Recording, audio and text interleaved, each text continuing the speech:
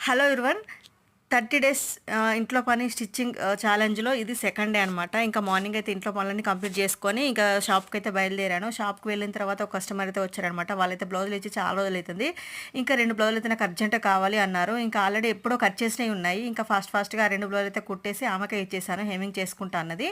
ఇంకా నాకు కట్ చేసిన బ్లౌజులైతే లేవు. ఇంకా ప్యాంట్లయితే 2 కట్ చేశాను. ఆ కట్ చేసేలోపు ఇంకా 2 లైనింగ్‌లయితే ఆరేసాను. అవి ఆరిన తర్వాత ఇవి కుట్టేద్దామని చెప్పేసి 2 ప్యాంట్లు అంటే పట్యాల ప్యాంట్లు కుట్టేసి ఇంటికొచ్చేసాను. ఇంటికొచ్చేసి అన్నం తిని ఇంకా సింక్‌లో కొన్ని గిన్నెలుంటే అవి కూడా క్లీన్ చేసుకొని మళ్ళీ షాప్‌కైతే బయలుదేరాను. మొత్తానికైతే 5:30 వరకి నేను ఇంకొక 2 బ్లౌజులు కట్ చేసి పెట్టుకున్నాను కదా లైవ్‌లో, అవి కూడా నేను 6 వరకైతే కంప్లీట్ చేసేసుకున్నాను. మొత్తానికి ఈరోజు వచ్చేసి నేను మార్నింగ్ 2 బ్లౌజులు కుట్టి హెమ్మింగ్‌కి ఇచ్చేసాను తనకే.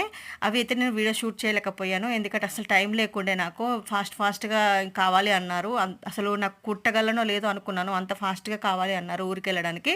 మార్నింగ్ 2 బ్లౌజులు కుట్టాను. తర్వాత 2 పట్యాల ప్యాంట్లు కుట్టాను. తర్వాత ఇప్పుడు 2 బ్లౌజులు కుట్టేసాననమాట. మొత్తానికి ఓవరాల్‌గా 4 బ్లౌజులు, ఒక 2 ప్యాంట్లయితే కుట్టేసాను. ఇదిగోండి షాప్ అంతా క్లీన్ చేసుకొని ఇప్పుడైతే ఇంటికి వెళ్తున్నాను. ఇంటికి వెళ్ళి అన్నం తినేసి పడుకోవాలి. లైక్ చేయండి.